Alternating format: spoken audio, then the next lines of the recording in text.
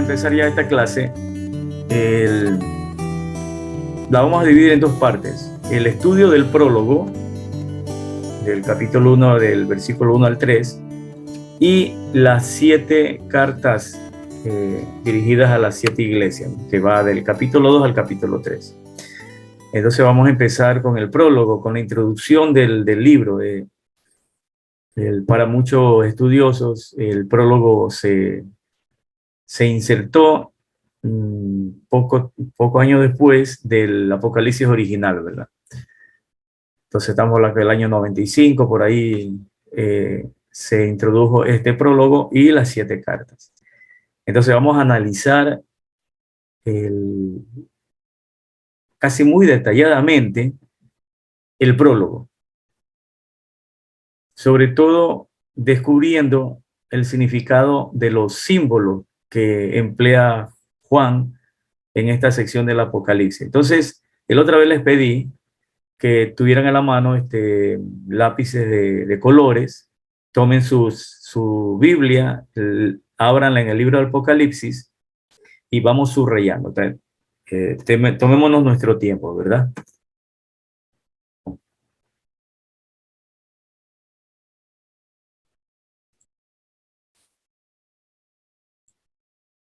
Este es el,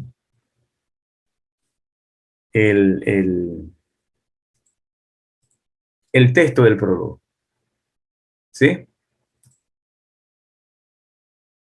Que es lo que está en la Biblia en la Biblia de la versión latinoamericana, ¿verdad? Dice, esta es la revelación de Jesucristo. Dios se la dio para enseñar a sus servidores lo que va a suceder pronto. Envió a su ángel para que se lo diera a entender a su servidor Juan, el cual afirma que todo lo que ha visto es palabra de Dios y testimonio de Jesucristo. Feliz el que lea estas palabras proféticas y felices quienes la escuchen y hagan caso de este mensaje porque el tiempo está cerca. Entonces subrayen con sus marcadores, con lápices de colores, fosforescentes, o con los esferos, ¿no? La palabra revelación de Jesucristo. El, el libro empieza con su título, ¿verdad? El título del libro es Revelación de Jesucristo, en griego Apocalipsis Jesucristo.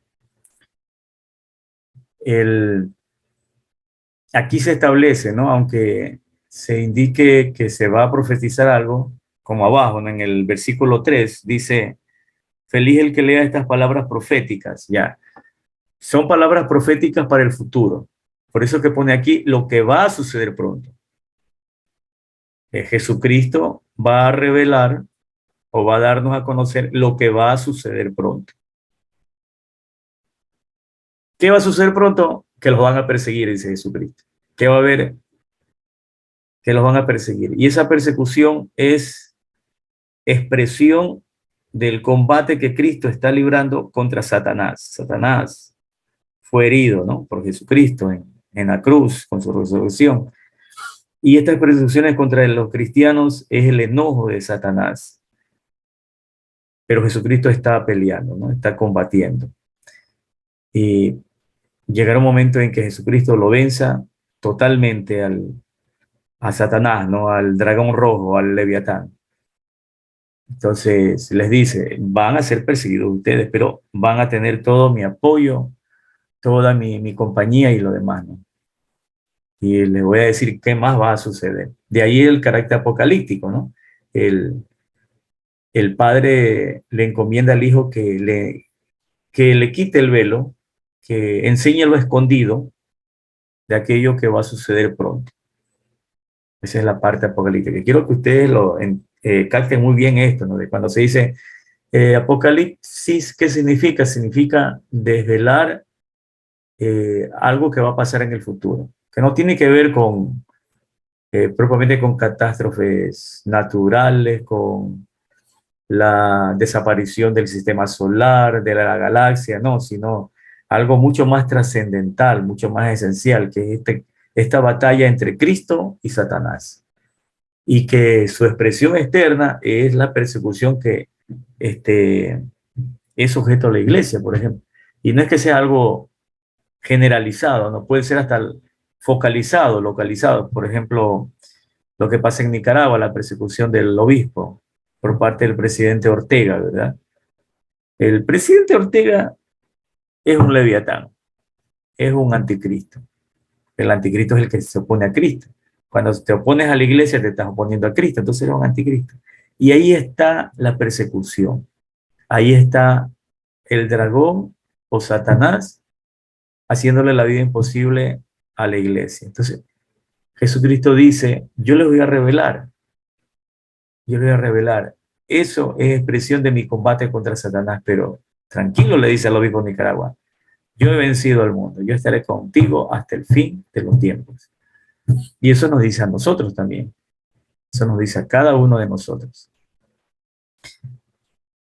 Sigamos, subraya en la palabra ángel y Juan. Se envió a su ángel para que se le diera a entender a su servidor Juan. Ángel en griego significa mensajero. De ahí algunas personas ya se llaman ángelo, ¿no? O ángel, mensajero. El, Jesucristo habla a través de un ángel a Juan. Pero muchas veces el término ángel aquí también se refiere al mismo Jesucristo, ¿no? El mismo Jesucristo. Pero en este pasaje es muy claro que Jesucristo es el que envía un ángel para que le comunique a Juan todo lo que va a pasar, ¿no? El cual afirma que todo lo que ha visto es palabra de Dios y testimonio de Jesucristo. Es decir, esto que se va a desvelar y que va a suceder pronto ha salido de Dios. Ha salido de Dios. No es un invento que tengo yo. Tiene la categoría de palabra de Dios, tal como la tiene el Evangelio de Lucas, de Santiago, de Lucas, de Mateo, de Marcos, de San Juan, de los Hechos de los Apóstoles, de las cartas de Pablo, Pedro, Santiago, Judas, Tadeo, ¿verdad? Tiene la misma categorización, la misma dignidad. No es un cuentito que le estoy diciendo, ha salido de la boca de Dios. Y esto lo da testimonio Jesucristo. Él es el testigo de que esto que se está diciendo en el Apocalipsis ha salido de la boca de Dios. Feliz el que lea, subrayan la palabra lea, la palabra escuchen y el tiempo está cerca. Estas palabras proféticas y felices quienes las escuchen. A ver, hoy ya se sabe, así se acierta, que el Apocalipsis se leía cuando se celebraba la Santa Misa. Por eso es que ahí en esa parte dice, feliz el que lea. O sea, el lector, el lector. Y los demás que estaban de pie escuchando. Los primeros cristianos no escuchaban la misa sentados como nosotros, pues, ¿no? Y con reclinatorio de felpa, y algunos piden, ¿no? Y aire acondicionado y todo. No, no, no, no, no, nada de aire acondicionado. Padrecito, ponga el aire acondicionado, que no, no. Si no me voy de esta parroquia, me voy a la otra. Imagínense diciendo eso los primeros cristianos. Ellos escuchaban de pie. ¿A qué hora? A las 5, 4 de la mañana, el día domingo, porque todos los días se trabajaba ahí, todos los días, incluso el domingo, pero ellos santificaban el domingo. Y lo escuchaban en el campo abierto, cuando en ese momento hacía mucho frío, o debajo, 2, 3 metros debajo tierra, las catacumbas, o en las casas, medio musitando las lecturas, ¿verdad? Entonces, es, el libro de Apocalipsis, y hay testimonio aquí de que se leía y se escuchaba. Se leía y se escuchaba. Y, y Juan nos hace una exhortación. Hagan caso de este mensaje. Hagan caso de este mensaje. Porque el tiempo está cerca. Ellos vivían con esa premura, esa espera, ¿verdad? Acuciante. Tenían esa creencia todavía de que Jesucristo tarde o temprano iba a venir y iba a destruir el imperio romano, ¿no? Ya después se iba aclarando la cuestión, ¿no? De que no se trata de un momento focalizado, sino que abarca toda la historia. Eso en cuanto a este prólogo, ¿verdad?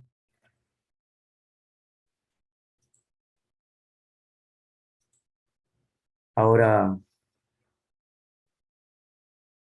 vamos al estudio de las cartas a las 7 iglesias, ¿no? Y, y este estudio lo vamos a hacer en 3 partes o en 3 formas. Juan utiliza 3 formas literarias. El diálogo litúrgico es una forma literaria, la visión también y las cartas. En la Santa Misa tenemos una forma literaria de diálogo. Al principio empieza el canto de entrada y luego el sacerdote nos hace poner en la presencia de Dios unitrino, ¿no? En el nombre del Padre y del Hijo y del Espíritu Santo. Y empiezan los diálogos. El Señor esté con ustedes y con tu espíritu, hermanos. Antes de celebrar los sagrados misterios, reconozcamos nuestros pecados, etc. También hay diálogo en las lecturas. Cuando el lector dice palabra de Dios, nosotros contestamos, te alabamos, Señor. E igual en el Evangelio, ¿no? El Señor esté con ustedes y con tu espíritu, lectura del Santo Evangelio. Y el diálogo se nota más cuando después del ofertorio el sacerdote empieza la introducción al prefacio, ¿no? El Señor esté con ustedes y nosotros contestamos y con tu espíritu. Levantemos el corazón, lo tenemos levantado hacia el Señor. Demos gracias al Señor nuestro Dios y contestamos es justo y necesario. Y ahí el sacerdote nos invita a escuchar esa acción de gracia, ¿no?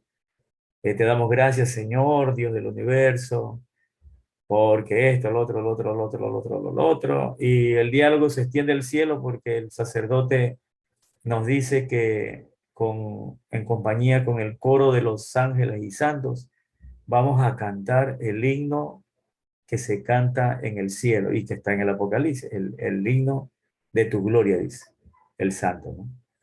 Y todos cantamos el santo, pero el santo litúrgico, no esos santos chicheros que hay por ahí, pues, ¿no? Que no tienen el texto que está en la Santa Misa. Bien, eso como para indicarles, ¿no? De que hay esas formas literarias, incluso en la Santa Misa, y aquí en el Apocalipsis hay esa forma literaria del diálogo litúrgico, la forma literaria de la visión y la forma literaria de la carta. Una carta tiene una estructura, pues, y que no ha cambiado para nada desde que existen las cartas, que tienen una introducción, un cuerpo y un cierre. Bien, vamos a estudiar el diálogo litúrgico presente en Apocalipsis 1, del versículo 4 al 8. Entonces, tiene una estructura interna, hay un saludo inicial, ¿sí? Viene una doxología, es decir, una alabanza trinitaria. Luego viene una profecía, o lo que se llama un oráculo, ¿verdad? Y un discurso final de Dios. Entonces, empecemos con el saludo inicial. Ahí les puse con rojo, por favor tengan la gentileza, subrayen en su Biblia esas palabras. Juan, 7 iglesias de Asia, aquel que es, que era y que viene, los 7 espíritus que están ante su trono, Cristo Jesús, subrayan la palabra nubes,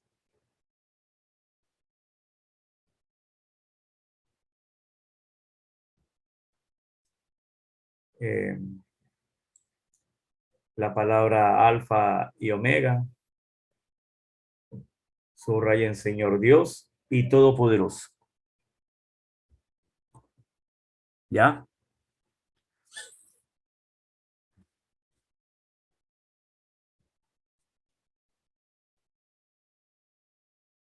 Listo. Entonces, vamos a analizar cada una de estas palabras. ¿Cuál es su significado?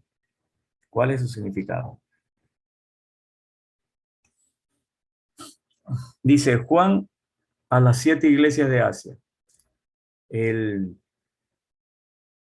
Ya hemos indicado que este Juan no es el apóstol Juan, sino un discípulo del apóstol, ¿verdad? Se dirige a las 7 iglesias de Asia.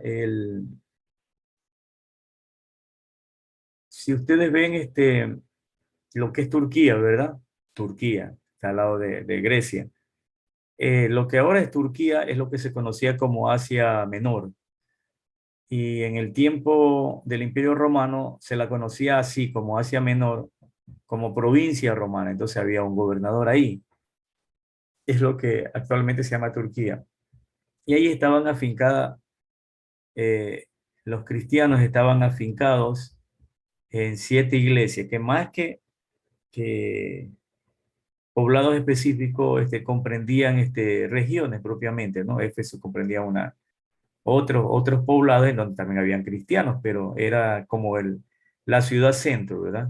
Es como decir, a ver, Juan a las 7 iglesias de Ecuador, y solo mencionamos, por ejemplo, Quito, Puerto Viejo, Santa Elena, Guayaquil, Babahoyo, Machala, Cuenca. Entonces, Quito representa lo que es Tulcán, Ibarra, Santo Domingo. Guayaquil representa lo que es Milagro, El Empalme, Quevedo, San Borondón, Durán, etcétera. Así. Entonces, Éfeso era una de las ciudades importantes en ese tiempo. Ya no existe, incluso ahí hicieron mucho apostolado, Pablo, ¿verdad? Y Pedro también. Esmirna igual pasa, era una ciudad principal rodeada de otras ciudades pequeñas donde también estaban cristianos. Pérgamo, Tiatira, Sardes, Filadelfia y la Odisea. El Éfeso, Esmirna y Pérgamo ya propiamente no existen, pero sí existe Tiatira, Sardes, Filadelfia y la Odisea, pero ya con nombres árabes, ¿no? Nombres árabes. Y parece que este discípulo del apóstol Juan era como el encargado de toda esa región, ¿no? Como el obispo, ¿no? El obispo. Es como Pedro, que era de Roma, ¿verdad? Pero Roma incluía otras ciudades, ¿no? Dice esa expresión, aquel que es, que era y que viene, aquel. 7 espíritus que están en su trono y Cristo Jesús. Aquí hay una referencia clara y diáfana de la Santísima Trinidad. Aquel se refiere al Padre, a Dios Padre. Aquel que es, que era y que viene. El, las traducciones del Antiguo Testamento más accesible, ¿verdad? A nosotros. Sobre todo en ese pasaje cuando eh, Moisés, Moisés se le olvida preguntarle el nombre de Dios y se da la vuelta y dice, si me preguntan quién me manda, ¿qué les digo? ¿Qué les digo quién me manda? Y Dios le comunica el nombre a Moisés y le dice, diles que yo soy, te envía. Yo soy, te envía. Entonces, el que es, el que era y el que será, el que siempre es. Los filósofos hablaban por ejemplo, Aristóteles hablaba de que existía un ser supremo al cual se le podía decir que era el ser, el primer ser, el origen de todo el ser. Y vendrá Santo Tomás de Aquino por el siglo XI y definirá a Dios como el ipsum esse subsistens, o sea, el mismo ser subsistente. Dios no es que tiene ser, sino que Dios es el ser en persona. De ahí que Dios no es que sea bello, sino que Dios es la belleza. Dios no es bueno, Dios es la bondad. Dios no es verdadero, sino que Dios es la verdad. Dios no tiene belleza, bondad, verdad. Dios es la belleza, la bondad y la verdad.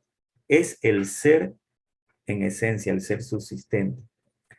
Nosotros somos los que participamos del ser. ¿Sí? En filosofía, el que participa del ser se denomina ente. Ente es el participio activo de ser. Ente es el que es. Eh, los seres humanos, las piedras, los animales, los ángeles, somos entes. ¿Dios es un ente? No, Dios no es un ente. Dios no participa del ser, Dios es el ser. Y esa es la expresión eso es lo que significa. Y más justamente este pronombre aquel se refiere a Dios Padre. 7 espíritus que están en su trono, y vamos a explicar, se refiere al Espíritu Santo. Y Cristo Jesús se refiere a nuestro Señor Jesucristo. Ya vamos a explicar estas palabras. Sigamos, 7 espíritus que están ante su trono. Cuando Juan habla de 7 espíritus, se refiere al Espíritu Santo. El Espíritu Santo, que hizo referencia a Isaías en el capítulo 11, versículo 12, sobre él reposará el Espíritu de Yahvé, el Espíritu de Yahvé, el Espíritu Santo, que es un espíritu ahí vienen las 7, las 7 dones, ¿no? La sabiduría, inteligencia, prudencia, fortaleza, conocimiento y temor de Dios.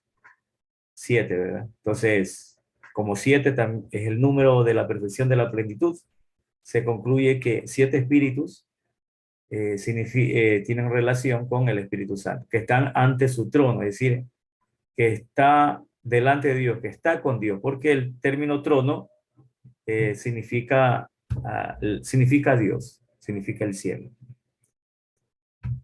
Bien, Jesucristo tiene el Espíritu sin medida, dice Juan en el capítulo 3.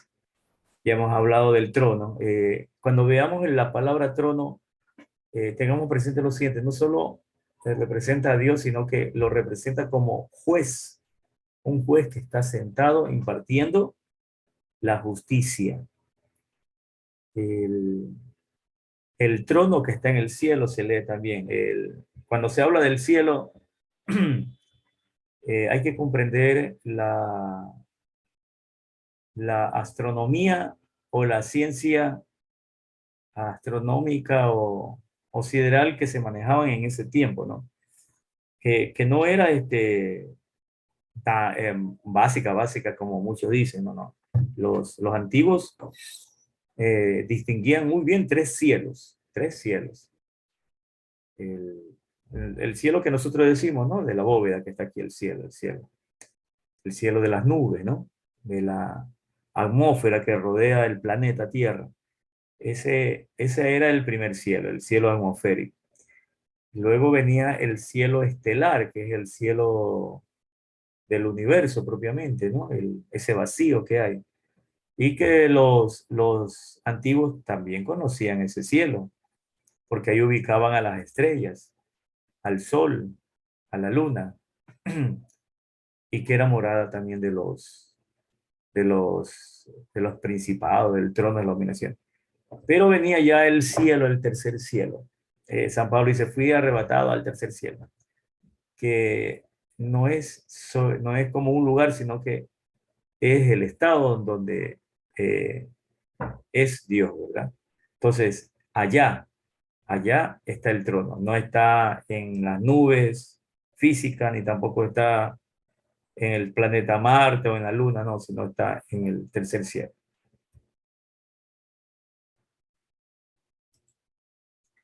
Cristo Jesús. A ver, en hebreo a Jesús se lo conocía como el Mesías, el Mesías.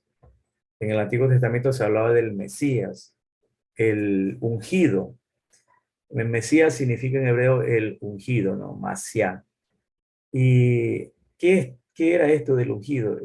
Había la tradición sacerdotal de, de que Dios, a través de un profeta, elegía y designaba al rey o al cierto profeta mediante el untarle aceite, a veces, aceites de oliva principalmente.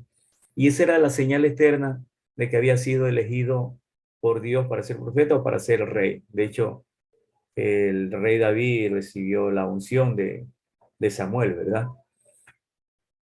El, el, En las profecías del Antiguo Testamento, cuando se quiere hablar del, del hijo, de la descendencia de David, del hijo de David, que va a ser elegido por Dios, ungido para ser el Mesías, el Salvador del pueblo de Israel y del mundo, se le dice Mesías, ¿no? Los griegos se untaban en el cuerpo aceite, pero no era con carácter religioso, sino para facilitar la movilidad del cuerpo, ¿no?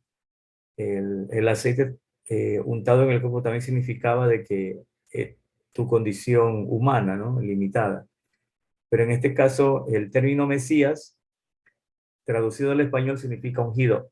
Como en ese tiempo se hablaba más griego, el término Mesías se tradujo como Christos, el ungido, ¿no? Christos.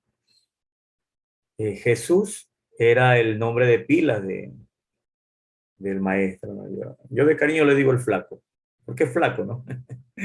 Al flaco tenía un nombre de pilas, Jesús. Se llamará Jesús. Le pondrás el nombre de Emmanuel, que es una sinonimia de Jesús, le decía el ángel, ¿no? Y, y el nombre es, tanto María como José le pusieron ese nombre, Jesús, que significa Dios entre nosotros. Es muy bonito cuando se juntan las dos palabras, ¿no? Las dos palabras. Y decimos, Jesucristo, que estamos hablando ahí. Este hombre ha sido elegido por Dios, ungido por Dios. Y es Dios. Jesús es Dios. Dios entre nosotros. Los emperadores romanos también eran ungidos, ya en su condición de emperador, pero también en su condición de Dios o de hijo de Dios. Entonces lo que hace el apóstol Juan es contraponer, ¿no? El emperador no es el rey verdadero, el ungido por Dios. Él no es. El verdadero elegido, ungido por Dios es Cristo Jesús. Hay un micrófono prendido, por favor. ¿Quién está ahí? Bien, gracias. Bien, ya hemos explicado, ¿no? Cristo Jesús. Jesús, Dios con nosotros, entre nosotros, Cristo, el ungido. La nube. ¿Qué representa la nube? La presencia de Dios. ¿Sí? La presencia de Dios. Quitémonos ya eso de lo que nos han dicho los hermanos evangélicos, ¿no? Que Cristo vendrá físicamente subido en una nube, ¿no? Esto, lo que dicen ellos a veces me recuerda las películas de los Avengers, ¿no? No, no, no, no, no es que va a venir en una nube física, eso no, sino de que vendrá en su dimensión divina como Dios a juzgar a todos, incluso a los que lo mataron. Es decir, va a venir a juzgar vivos y muertos, buenos y malos, etc. ¿Ah? La expresión nube significa viene Cristo como Dios y como juez. Eso significa el término nube. Alfa y omega. Alfa y omega, ahí están las letras del alfabeto griego. Alfa era la primera letra del alfabeto griego y omega la última. Y era una expresión para indicar el principio y el fin de todo, de principio a fin. ¿Sí? De principio a fin. Y en Apocalipsis 21 ustedes van a ver de que a Cristo se le dice que es el principio y el fin de todo. El hecho de que Jesucristo sea el alfa y el omega, el principio y el fin, significa que Él es eterno. Él es Dios, por tanto. De ahí que aquí se le dice a Jesús Señor, en griego Kyrios, Señor Dios. Sí, los hermanos evangélicos no entienden esto de que Jesús es hijo de Dios y Dios. Dicen, no, es hijo de Dios. El Padre solo es Dios. No, no, no. Hay un solo Dios y tres personas que son ese mismo Dios. El Padre es ese Dios, el Hijo es ese Dios, el Espíritu Santo es Dios, ese Dios. Entonces, recuerden que al principio se decía de que el Padre era el mismo ser subsistente, no es la esencia de Dios, la esencia divina. Pues Jesucristo aquí al final de este diálogo litúrgico también se le dice a él el que es, el que era y ha de venir. Es decir, Juan del Apocalipsis lo pone en la misma condición, en la misma dignidad que el Padre, indicando de que tanto él como el Padre y el Espíritu Santo son Dios.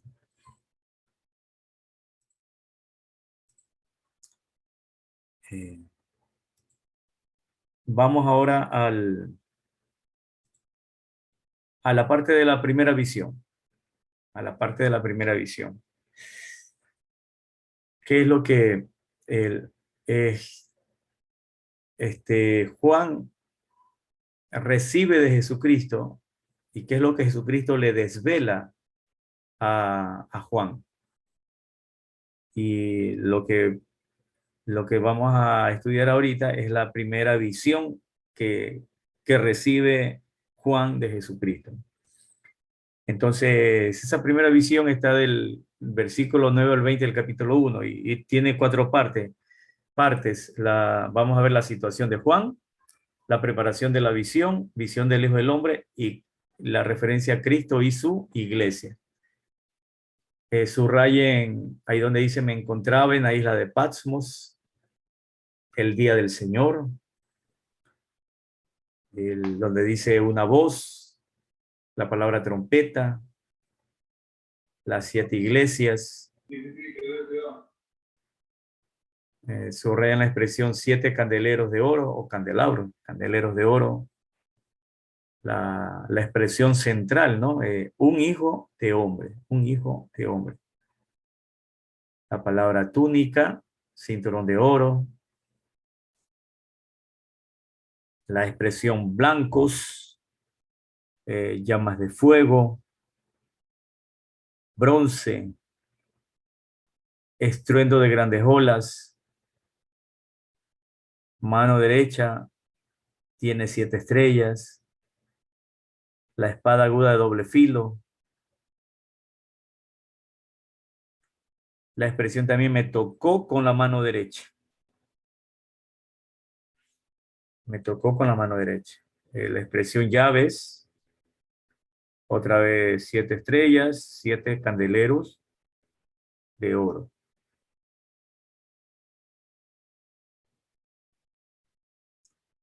Ahí les doy un tiempito para que vayan subrayando esas palabras, ¿sí?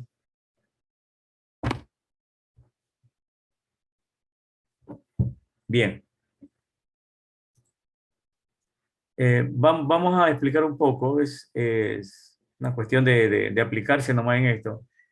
¿Qué significa la túnica y el cinturón? Jesucristo aparece porque es una visión relacionada con Jesucristo. Jesucristo aparece como sacerdote. Los sacerdotes del templo llevaban una túnica y un cinturón de oro que le llegaba hasta el pecho. Entonces, está indicando que Jesucristo es sacerdote. Cabello blanco, indica, por un lado, la sabiduría, el conocimiento pleno que tiene Jesucristo y su eternidad, ¿no? La dignidad de la edad, que lo vemos en Daniel 7, en esa visión, Apocalipsis Daniel 7. Jesucristo tiene ojos como llamas de fuego, ojos como llamas de fuego. Eso significa que Jesucristo lee el interior del hombre, los más ocultos, profundos y viles pensamientos y sentimientos que podamos tener los seres humanos. Todo eso significa esos ojos como llamas de fuego, ¿no? Pies como bronce significa la estabilidad, ¿no? La solidez, la capacidad de vencer al enemigo. Recordemos que los israelitas utilizaban armas hechas de bronce. Y el bronce en ese tiempo, cuando ya habían las profecías, era el metal más resistente y duradero, ¿no? De ahí que se habla de pies como de bronce, porque si hubiesen conocido el acero del hierro, hubiesen dicho pies como de hierro, ¿no? Pero significa de que Jesucristo se mantiene incólume, fuerte, es todopoderoso, es capaz de vencer al, al Leviatán, al dragón rojo, a Satanás, ¿verdad? Tiene voz de trompeta o voz de estruendo de olas. La trompeta era un instrumento hecho del cuerno de las cabras, ¿verdad? Y todo lo demás, o de los bueyes. Y se utilizaba para el culto divino o para anunciar. Era signo de la voz, de la voz. En este caso, tiene voz de trompeta, es decir, él tiene el poder de la palabra de Dios. Y su voz es tan potente como cuando uno escucha el estruendo de las olas, ¿no? El tumulto del mar, como que si se estuviera escuchando una muchedumbre inmensa. Cuando uno va a un estadio y escucha todo, ¿verdad? Es algo impresionante, ¿sabes? Un poco delirante. Las 7 estrellas en la mano derecha. La mano derecha es el signo del poder. La mano derecha, signo del poder. En la mano derecha, Jesucristo tiene 7 estrellas. La estrella era el símbolo, o se creía que las estrellas marcaban el destino del hombre. Entonces, Jesucristo tiene en su mano el poder y y el destino de cada hombre. Jesucristo controla el destino de cada hombre, pero en este caso, cuando se habla de las 7 estrellas, como Jesucristo mismo indica, me dice él al final de esta sección del Apocalipsis, yo me refiero es a los ángeles de cada iglesia, es decir, a los obispos de cada iglesia o o a las personas que están encargadas de esas iglesias. Su voz, bueno, él tiene una espada de doble filo. Los, los versados en la materia de guerras de esa época hablaban de 3 espadas, ¿no? Una espada pequeñita que era para hacer pequeños cortes, la otra que era para luchar en cercanía, pero la otra era la rompaira, que era para atacar. Era la espada más larga, ¿no? De doble filo. Con esa te descuartizaba de un hachazo, como dicen en el campo, ¿no? Te dividía, te ejecutaba.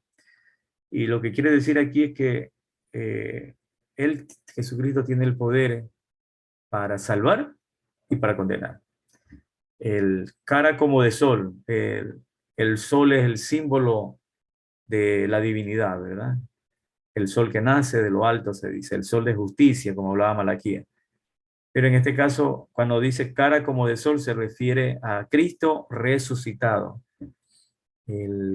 La experiencia que tuvo Pedro, Santiago y Juan en el monte Tabor cuando Jesucristo se transfiguró. Pero no solo es la cuestión de la transfiguración, sino el hecho de que está hablando aquí Juan de Cristo resucitado. La resurrección, esa luz que inunda, ¿no? El ser de Jesucristo, ¿no? Y que vamos a ser también nosotros inundados el día del juicio. El día del Señor se refiere al domingo. Fíjense que Juan recibe esta visión el día domingo, no lo recibe el sábado.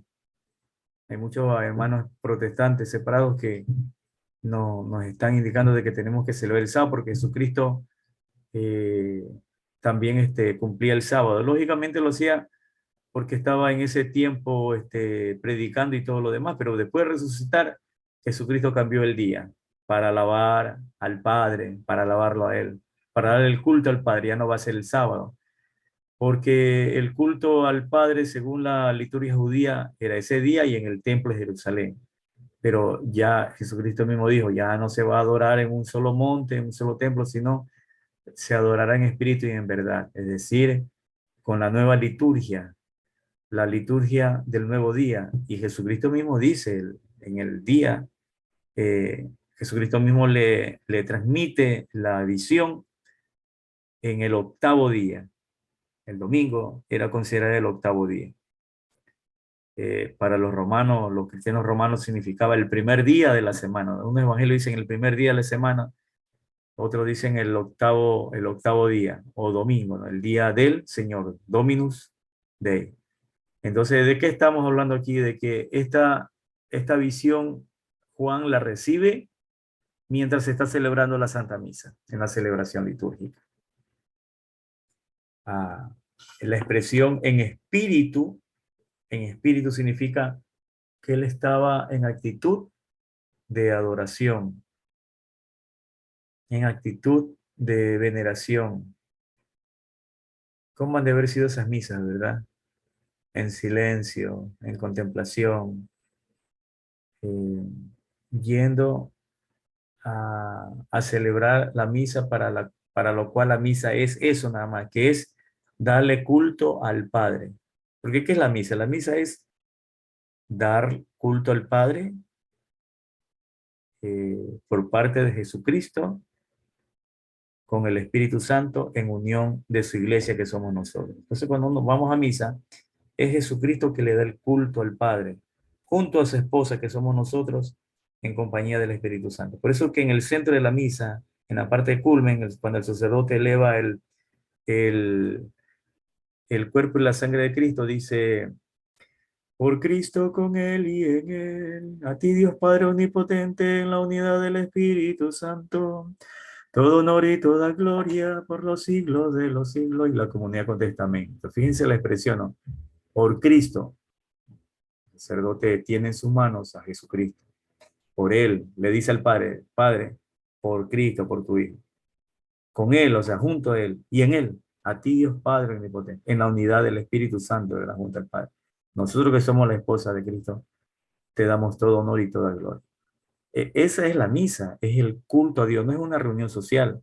Y en ese culto nosotros damos gracias, le pedimos perdón a Dios, le hacemos peticiones, lo adoramos, lo adoramos. Vamos a adorar a Dios. No vamos a conversar con la hermanita sobre el vestido, el zapato de la otra hermanita que ha venido, o sobre que el monaguillo no tiene los zapatos lustrados, que el padre parece como que no se ha bañado, como leen mal, es nada. Vamos a rendirle culto al Padre. Y en ese ambiente, ¿verdad? De darle culto, celebrando la misa, recibe Juan esta visión, ¿no?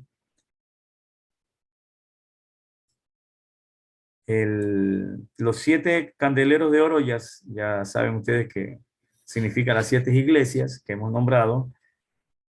Tocar con la mano derecha, cuando te tocaba el rey, el profeta, el sacerdote o tu padre, en ese tiempo era para designarte una misión, ¿sí? Era para designarte una misión que debías de cumplir. Y la expresión llaves significa el poder de abrir y de cerrar, en definitiva de perdonar. Jesucristo es todo esto, ¿no? Es todo esto. Es sacerdote, es Dios, es el profeta entre los profetas, el máximo profeta, y nos convoca para el día, para su día, el octavo día o el primer día de la semana, para hablarnos, para desvelarnos eh, un gran misterio, el misterio tan grande que Él nos ama sin medida, nos ama con locura, nos ama sin límites, sin límites. Nos ama Él y nos ama el Padre. Porque díganme ustedes, a ver, ustedes que son papás, yo también soy papá. Si a mí me dijeran, yo tengo 3 hijos, el mayor es Francisco Javier. Si a mí Dios me dijera, manda a Francisco Javier a la penitenciaría electoral, mañana va a haber una carnicería, los van a descuartizar, les van a descabezar, pero ¿y por qué quiere que mande a mi hijo, señor? Porque quiero que ocupe el lugar de ahí, de un narcotraficante, de un violador, de un asesino, para que él salga porque no le dan el habeas corpus. Si alguno de nosotros nos dice eso, Dios, lo haríamos. Duro, ¿no? Pues Dios sí lo hizo. Dice, tanto amó Dios al mundo que envió a su único hijo para salvar, para que todo aquel que crea en él tenga vida eterna y la tenga en abundancia. Entonces, esa es la interpretación de los signos de esta parte del Apocalipsis. Vamos con la expresión hijo del hombre. No es una cosa tan misteriosa, ¿no? Esta es una visión que la tuvo Daniel, el profeta Daniel. Él, de una manera un poquito oscura, pudo ver a Jesucristo, pudo ver a Jesucristo, pero lo vio 200 siglos después, 200 siglos antes, porque Daniel es más o menos entre el siglo 2 y uno, ahí por ahí, a caballo entre el siglo 2 y uno.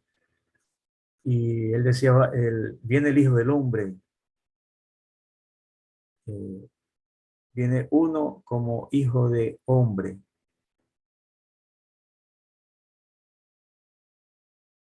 Entonces, Jesucristo, ya cuando estaba predicando, decía, porque el Hijo del Hombre tiene que ser muerto, esto, lo otro, porque el Hijo del Hombre resucitará. Dice, yo soy el que profetizó Daniel, el que me anunció, yo soy ese Hijo de Hombre. Entonces la expresión simplemente se refiere a que es un hombre, como todos, parte de la raza humana, de la familia, es un hijo de Adán. Como hombre es frágil, pero tan pequeño y terrenal que Dios puso al hombre como un poco inferior a los ángeles, el Salmo 8, ¿verdad? Y Jesús, cuando se llama así, hijo del hombre, está diciendo, hey, yo soy hombre como ustedes. Yo soy hombre como yo padezco como ustedes. Yo tengo hambre, tengo frío, lloro, me enojo. Yo soy como ustedes. Tengo esta condición terrenal. Pero eh, Daniel, con todas las visiones que él tenía de que tenía el cabello blanco, esto, lo otro, le daba la condición de Dios. Entonces, Jesucristo es hombre, pero también es Dios verdadero. Es un sinónimo para decir de que Cristo es Dios y hombre verdadero, la expresión hijo de hombre. Ahora sí vamos a la última parte que es lo de las 7 iglesias, ¿verdad? Aquí tenemos un mapa. Tenemos aquí las 7 iglesias: Éfeso, Esmirna, Pérgamo, Tiatira, Sardis, Filadelfia, Laodicea. Ya saben que las 3 primeras ya no existen, ya existen ruinas, existen las otras con nombres distintos. Y aquí en esta isla, esta es Turquía, aquí está Turquía, aquí está Grecia. En esta isla, según el relato del Apocalipsis, recibió esta visión a las 7 iglesias, ¿no? Aquí está la ubicación, aquí está en esta parte de Éfeso, va como en orden geográfico semicircular, ¿no? Esmirna, Pérgamo, Tiatira, Sardis, Filadelfia, Laodicea, aquí en la parte sur de Turquía. Ya para muchos de ustedes que son fans de las novelas turcas, no se les hace difícil el mapa, ¿verdad? Es se habla de que hoy ya se ha descubierto que la comunidad, no la iglesia, la comunidad de la Odisea o queda, de lo que queda de la Odisea, es de un pequeño pueblo llamado Concali. Y vamos a ver ahora, desde el punto de vista literario, la división o la estructura de las cartas. Todas las 7 cartas tienen estas 5 partes, ¿no? Que están a su vez agrupadas en 3 conjuntos: la introducción, el cuerpo y el cierre. En cuanto a la introducción, todas las cartas tienen una orden de Cristo a la comunidad. Por ejemplo, si ustedes leen la carta a Éfeso, dice: al ángel de la iglesia de Éfeso, escribe, dice. Cristo le dice a Juan, escríbele al ángel de la iglesia de Éfeso, es decir, escríbele al obispo de Éfeso, escríbele. Viene luego la presentación. Escríbele y dile que el que tiene las 7 estrellas en su mano derecha, el que camina entre los 7 candelabros de oro, o sea, se refiere el que está en medio de ustedes, ¿no? El que está en medio de ustedes, el que dirige el destino del obispo y de las iglesias. Eso significa, ya hemos visto, las 7 estrellas en su mano derecha. Viene luego ya el cuerpo, es decir, que es lo que quiere decir Jesucristo a cada iglesia. Por ejemplo, a la iglesia de Éfeso le dice, conozco tu conducta, tus fatigas y tu paciencia. Conozco tu conducta. Esa es la situación. Cristo siempre está indicando eh, el momento en que está pasando esa iglesia. Ahí le dicen, no, tú estás siendo objeto de persecución, pero eres paciente. Y luego viene un mandato, ¿no? Una disposición de Cristo a la iglesia, ¿no? En la carta. A las de Éfeso le dice, por ejemplo, date cuenta pues de dónde has caído. Arrepiéntete y vuelve a tu conducta primera. O otras traducciones dicen, vuelve a tu primer amor, ¿no? A tu primer amor. Y ya viene la última parte, el cierre, en la que hay una proclamación o una recomendación de que escuchen al Espíritu Santo. Es hermoso, ¿verdad? De Jesucristo. Y está en consonancia con lo que dicen los evangelios, ¿verdad? Cuando Jesús le dice a los apóstoles, yo me voy, pero vendrá el Paráclito, su consolador, y Él les aclarará todo, Él los guiará. Y es que cuando se fue Jesucristo, ya en Pentecostés, toma la batuta del Espíritu Santo. El Espíritu Santo es el que nos acompaña después de Jesucristo. Imagínense la humildad de Jesucristo. Solo tuvo entre 33 y 35 años aquí en la tierra, y el Padre ha estado desde toda la eternidad, ¿verdad? Ad eternum, y el Espíritu Santo 2000 años. El Espíritu Santo es el alma de la iglesia. Lo que es el alma para el cuerpo, lo es el Espíritu Santo para la iglesia. La iglesia propiamente nació en Pentecostés. Entonces Jesucristo le dice, sigue al Espíritu Santo. A todas las iglesias le dice Jesucristo. El que tenga oídos, que oiga lo que el Espíritu dice a las iglesias. Eso está en todas las cartas.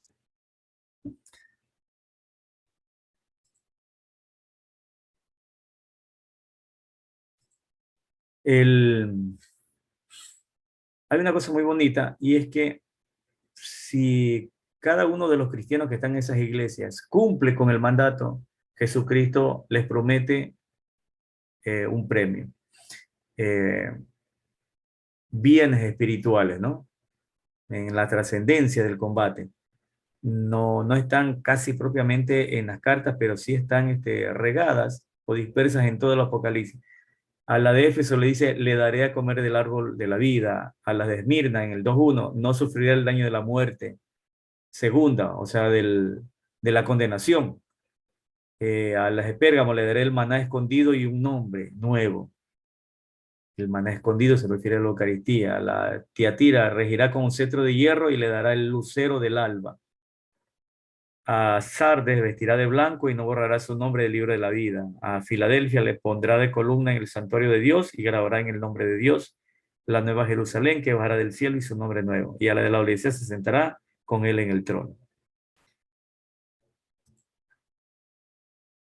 Las iglesias protestantes tienen esta interpretación, y quiero que ustedes no caigan en esta interpretación un poco forzada. Hay algunos padres de la iglesia que sí hablan de esto, incluso San Agustín indica de que cada una de las iglesias propiamente se refiere a una etapa de la historia del mundo, de la humanidad, y que la última etapa está expresada en la Odisea, pero ya los hermanos protestantes lo llevan a la exageración, ¿verdad? Entonces ellos dicen que Éfeso representa la etapa apostólica desde el año 30 hasta el año 100, Esmirna desde el año 100 al 312, porque hubo ahí en ese tiempo mayor persecución. Acá en Pérgamo, del 312 al 606, que es la expansión de la iglesia en Europa, ¿no? Sobre todo al norte. Igual lo de Tiatira, ¿verdad? De ahí hasta el 1520, que es la reforma, como que la iglesia muere, ¿verdad? Supuestamente, la reforma de Lutero, el nacimiento de los protestantes, como que ellos mismos se ponen aquí, que aquí ellos son de esta iglesia, ¿verdad? Y ahí viene hasta el año 1750 en que supuestamente iba a ser que hubo el rapto, es decir, ya los supuestos 144.000 están en el cielo.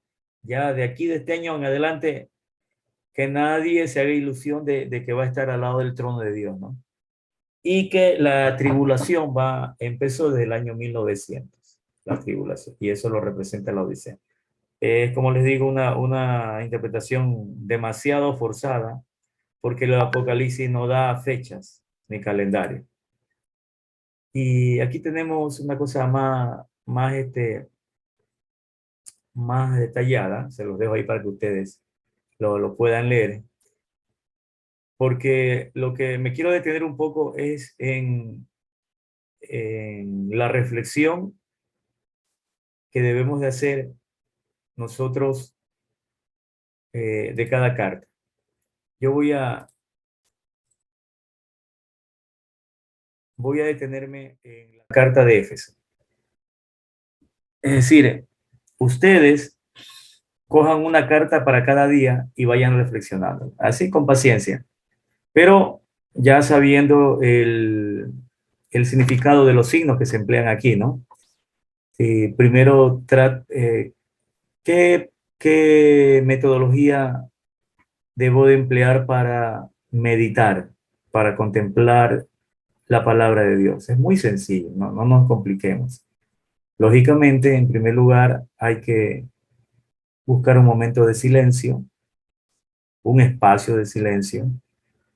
Tómese aunque sea mínimo 10 minutos.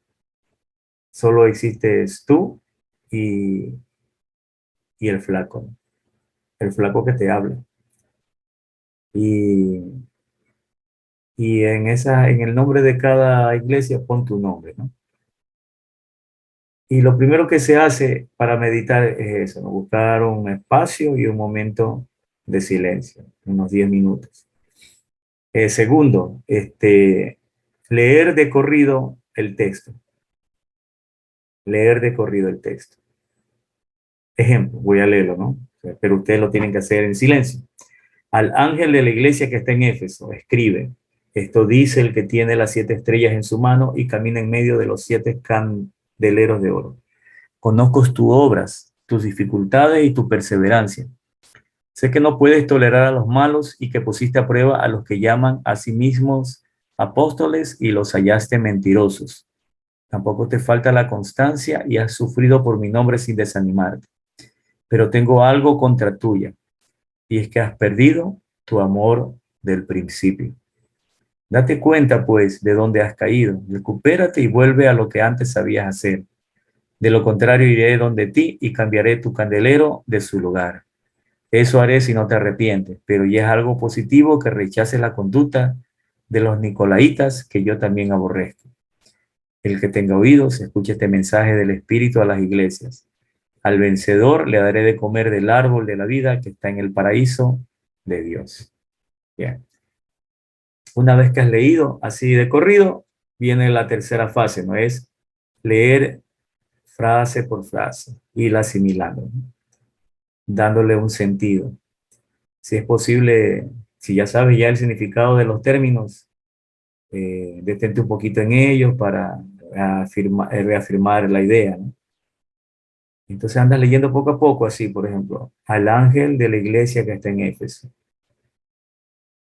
Éfeso soy yo. Dios, Jesucristo me está hablando aquí. Esto dice el que tiene las 7 estrellas en su mano y camina en medio de las 7 candeleras.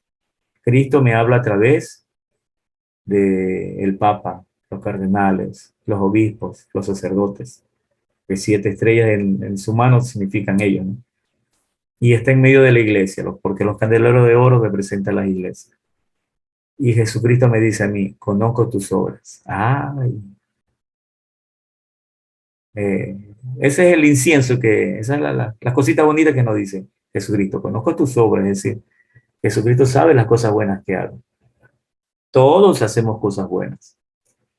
Los que somos padres no hacemos cosas buenas. Nos levantamos temprano, hacemos la comida, vamos al trabajo, nos aguantamos el calor, llevamos a la casa la platita, el sueldo. Jesucristo conoce mis dificultades, las dificultades de coger el bus, de esperar en el semáforo, de las deudas, del vecino que molesta, del hijo rebelde, del esposo que deja las cosas botadas en la casa y no es ordenado, de la esposa que es bipolar. Bueno, todas las dificultades nos conoce Jesucristo. Y conoce mi perseverancia, conoce que estoy ahí, que le doy, a Dios rogando y con el mazo dando, que no me dejo de llevar por el que dirán, ah, ya parece chupamedia de curita, no importa, ahí estoy. Ay, que no se va a quejar, no va a decir nada, usted me insulta, hay perseverancia.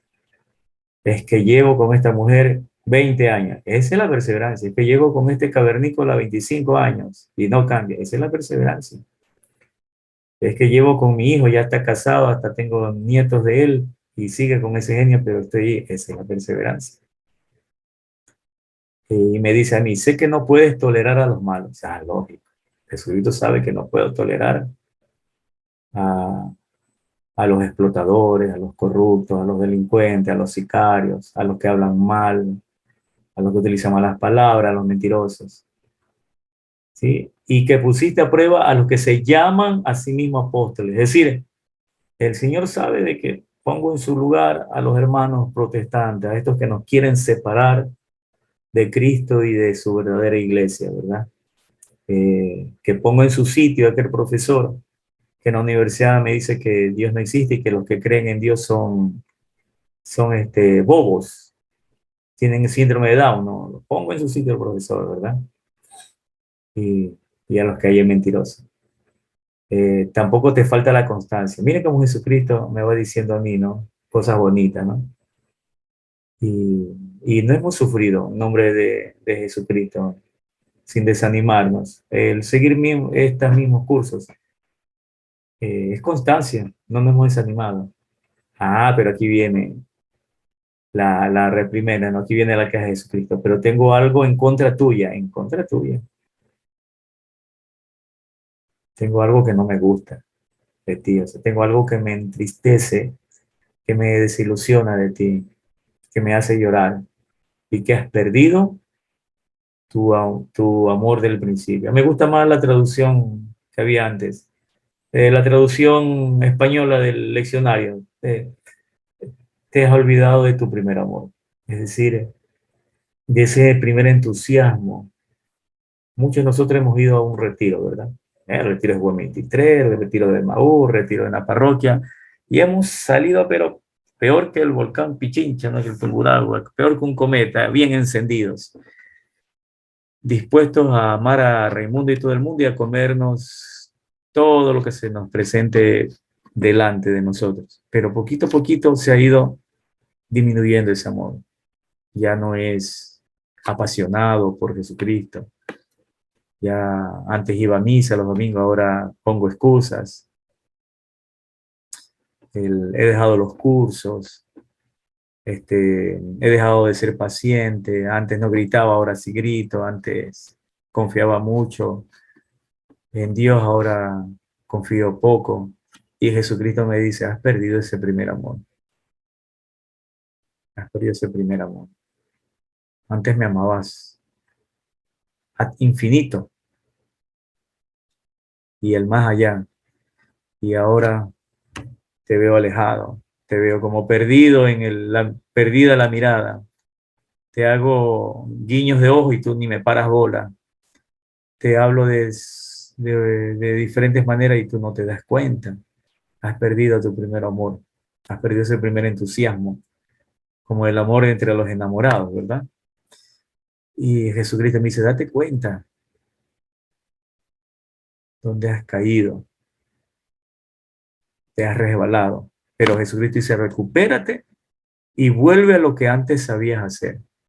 Entonces pongámonos a pensar qué es lo que yo antes sabía hacer cuando salí de ese retiro, de esa convivencia, de esa charla motivada del sacerdote, del obispo.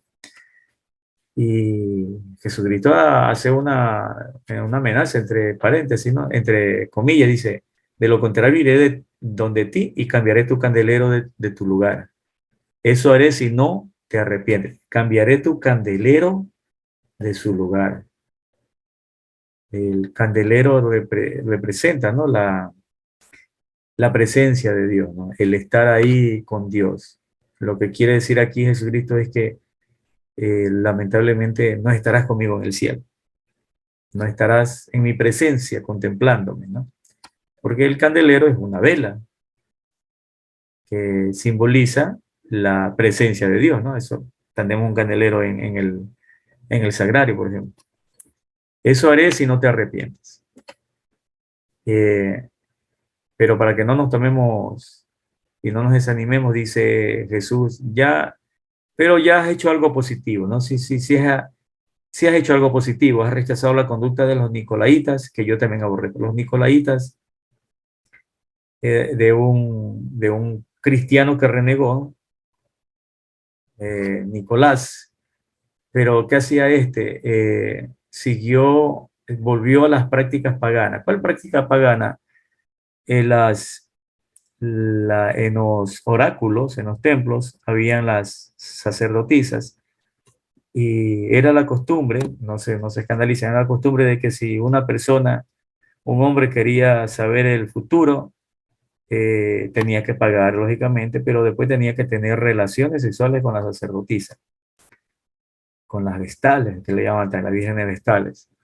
Y esa relación sexual se la tomaba como algo sagrado, como un contacto con la divinidad, que en ese momento la sacerdotisa llegaba un momento en que en el acto sexual te decía qué es lo que iba a pasar, por ejemplo, si te iba bien en un negocio, si te iba bien en la guerra, qué sé yo, todo lo demás. Entonces, ¿qué hizo este cristiano que renegó? Puso a su esposa para que otros cristianos paganos también tuvieran relaciones sexuales con la esposa y así supuestamente tengan un nexo, un contacto con Jesucristo. Imagínense la tontería que hizo este señor, ¿verdad? Entonces Jesucristo dice, ya es suficiente. Me alegra de que tú hayas rechazado eh, esta forma, ¿no? de paganismo, esta forma de paganismo. Y me recomienda Jesucristo de que le haga caso al Espíritu Santo, que le haga caso al Espíritu Santo, porque si yo le hago caso al Espíritu Santo, Él me va a dar de comer del árbol de la vida. El árbol de la vida aquí se interpreta que se refiere a la gracia santificante, al hecho de estar en amistad con Dios, a la vida eterna. Tiene mucha relación con lo de acá del candelero, que si no me arrepiento, me cambiará de candelero. Acá dice, si le hago caso, le daré de comer del árbol de la vida. La sazón es lo mismo, ¿no? Bien. Y ya después de esto, de haber reflexionado de esta manera, no queda más que hacer una oración, una petición, decirle, Señor, siempre las oraciones deben hacerse desde cuatro puntos, ¿no? Nunca se olviden, desde 4 puntos. Primer punto, una oración de adoración. Segundo, de pedir perdón. Tercero, de dar gracias. Y cuarto, de hacer una petición. Ejemplo, Señor Jesús, tú eres mi Dios, yo te adoro con profunda reverencia. Y luego el otro, ¿no? Te pido perdón por mis pecados. Te doy gracias por la vida, por mis hijos, por mi esposa, por mi trabajo.